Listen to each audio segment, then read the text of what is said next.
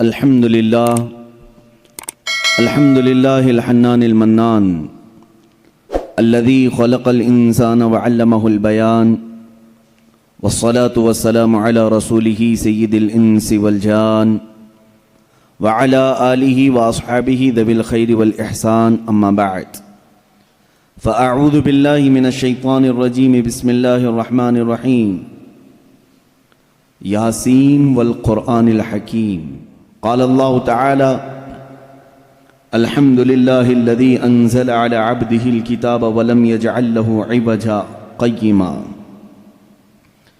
وقال الله تعالى في مقام آخر إنا نحن نزلنا الذكر وإنا له لحافظون صدق الله مولانا العظيم وبلغنا رسوله النبي الأمين المتين المختار الكريم ونحن على ذلك والحمد لله رب العالمين بارگاہ رسالت معاب صلی اللہ تعالی علیہ وسلم میں درود پاک کا ہدیہ پیش کریں۔ اللہم صلی علی سیدنا و مولانا محمد معدن الجود والکرم وآلہ واصحابہ الکرام وابنہ الکریم وبارک وسلم صلاة دائمة سرمدا ابدا۔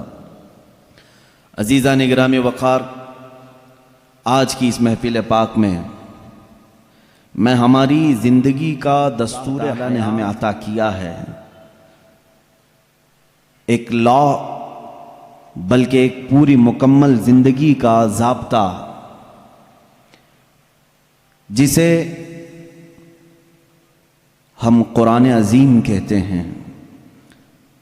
اسی مکمل ضابطۂ حیات اور اس دستور حیات والی کتاب کے متعلق کچھ باتیں عرض کرنے کی کوشش۔ ظاہر سی بات ہے، دنیا میں جو بھی چیز ہے اس کے استعمال کے طریقے بنانے والا خود ہی بتاتا ہے۔ کوئی بھی مشین اگر بنتی ہے تو اس کے ساتھ ایک بکلیٹ ہوتی ہے کہ اس کے استعمال کرنے کے طریقے کیا ہیں۔ آپ کوئی بھی گاڑی خرید کر کے لائیں تو اس میں بھی لکھا جاتا ہے کہ اس کے فنکشنز کیا کیا ہیں، فیچرز کیا کیا ہیں۔ تو ہر مشین کے استعمال کرنے کی چیزیں بنانے والا خود اس کے ساتھ دے دیتا ہے۔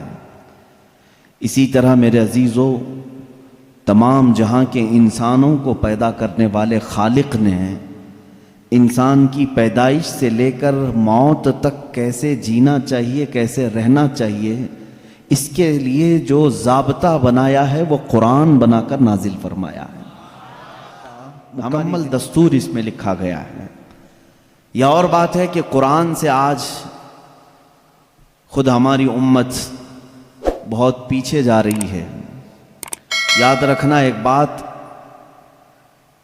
اقبال نے کہا تھا، گر خواہی مسلمان زیستن نیست ممکن جز بقرآن زیستن۔ اگر تم چاہتے ہو کہ مسلمان ہو کر کے جیو تو یہ بات ممکن ہی نہیں ہے کہ قرآن چھوڑ کر کے جی سکو۔ قرآن کے بغیر تمہاری زندگی ہی نہیں ہے، تمہارا وجود ہی نہیں ہے۔ یوں سمجھ لیں کہ جتنا زندہ رہنے کے لیے ہوا پانی کھانے کی ضرورت ہے، اسی طرح تمہارے ایمان اور اسلام کے زندہ رہنے کے لیے قرآن اتنا ہی ضروری ہے۔ بنا قرآن کے تمہاری زندگی نہیں۔ قرآن ایک ضابطۂ حیات صرف مسلمانوں کے لیے نہیں، اگر لوگوں کی تعصب کی اینک نکل جائے تو میں کہتا ہوں یہ سارے جہاں کے انسانوں کے لیے ضابطۂ حیات ہے، پورے دنیا کے انسانوں کے لیے، چاہے وہ آج کسی بھی دین سے تعلق رکھتے ہوں، ان سب کے لیے قرآن ضابطۂ حیات ہے۔ قرآن بتاتا ہے جینے کے سلیقے کیا ہیں، کون سی چیز تمہارے جسم کو فائدہ پہنچا سکتی ہے، کون سی چیز نقصان پہنچا سکتی ہے۔ اب میں آپ کو بتاؤں، گاڑی کسی نے بنایا اور آ کر کے آپ مجھ سے سوال کر رہے ہیں اس گاڑی میں تو آپ سے یہی کہوں گا گاڑی بنانے والے سے پوچھو، وہ زیادہ بہتر جانتا ہے۔ عزیزان گرامی، آج یہی حال ہمارا ہے۔ ہمیں پوچھنا یہ چاہیے تھا کہ میرے جسم کا نظام کون سی غذاؤں سے بہتر چلے گا، اے مولا تو ہی بتا، اس لیے کہ تو نے مجھے بنایا ہے۔ اور اللہ سے پوچھنا ہو تو قرآن کھولنا ہوگا، اس مولا نے بہت پہلے ہی تمہیں سارے ضابطے بیان کر دیے۔ اب ایک بات یہ بھی سمجھ کر کے چلیں، بنانے والے نے جو تمہیں ٹرمز کنڈیشن اور جو رولز ریگولیشن بتائے ہیں اس کے خلاف استعمال کرو گے تو مشین کا کیا ہونا ہے وہ سب تمہیں معلوم ہے. جا کر کے کار خرید کر کے لائے اور اس کے ساتھ بکلیٹ بھی ملی تھی. انہوں نے کہا تھا کمپنی والوں نے یہ کار پیٹرول سے چلتی ہے, ہو سکتا ہے آپ کے پاس. کہا نہیں میں گھی ڈال کے چلاؤں گا.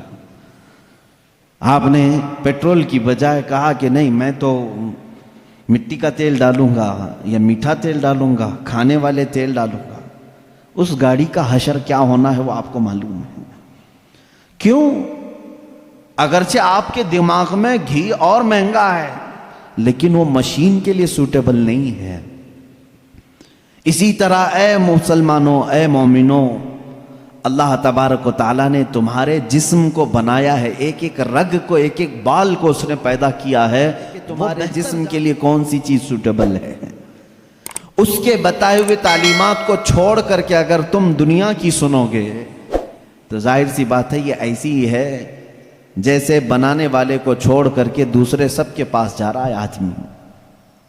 آپ سب دنیا کے اصول جانتے ہیں, پیٹ درد ہو, سر درد ہو, پیر درد ہو, کہیں پر بھی کچھ ہو, کیوں نہیں بتاتے, اس سے کیوں نہیں کہتے کہ آپریشن کر دو؟ آپ کو معلوم ہے وہ پھوڑے سے آپریشن کرے گا.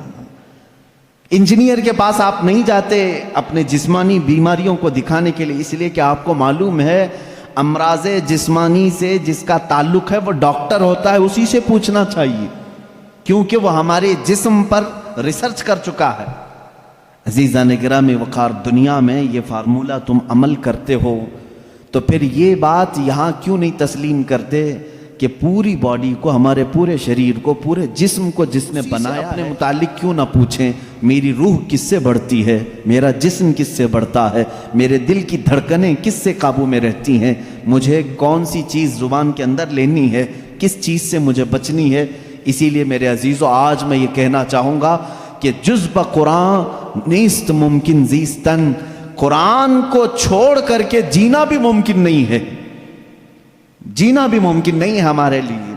اس لیے کہ وہ خلاق کائنات نے پیدا کیا اور ساتھ میں تمہیں زندگی گزارنے کے اصول بھی بتا دی. میں قرآن کے سمندر میں جاؤں اگر اور آپ کو آج لے کر کے جاؤں تو شاید اس میں سے نکل بھی نہیں پائیں گے آپ. ایک ایسے سمندر کا نام ہے یہ, جس میں لگایا اتنی موتیاں لے کر کے آیا, اور اس کے عجائبات, اس کے اسرار, اس کے رموز کبھی ختم نہیں ہوں گے. میں جانتا ہوں اکثر میرے مجمع میں نوجوانوں کی کثرت ہوتی ہے اور تقریباً کالج کے بھی ہیں, پڑھے لکھے بھی ہیں.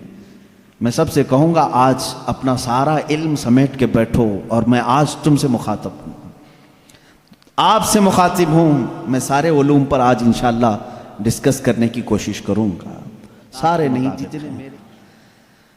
میں آج پہلے آپ کو یہ بتا دوں کہ قرآن اسلام کی روشنی میں ہمارے نظریے کے اعتبار سے, پہلے اس کی تھوڑی سی تاریخ.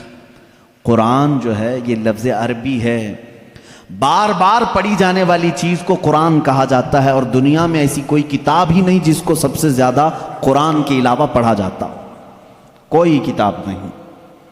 اتنی زیادہ کثرت سے جس کی تلاوت ہوتی ہے دنیا میں ایسی کوئی کتاب ہے ہی نہیں, کوئی کتاب نہیں.